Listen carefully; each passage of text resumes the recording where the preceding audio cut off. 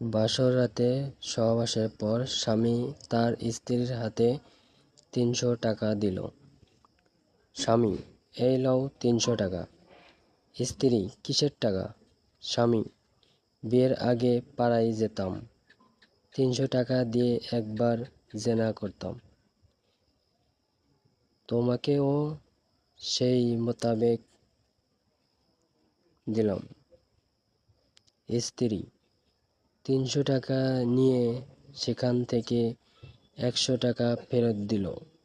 স্ত্রী: এই লও ১০০ টাকা। স্বামী: কিসের ১০০ টাকা?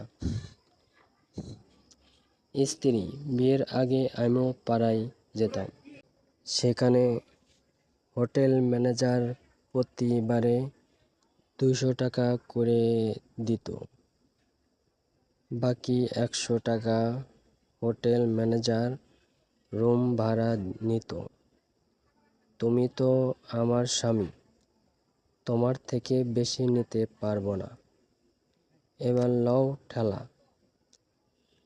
নিজের নাই চরিত্র, বউ খোঁজ পবিত্র। কথায় আছে, যেমন কর্ম তেমন ফল। অসংখ্য ধন্যবাদ আমার ভিডিওটা দেখার জন্য। এরকম ভিডিও পেতে সাবস্ক্রাইব করেন।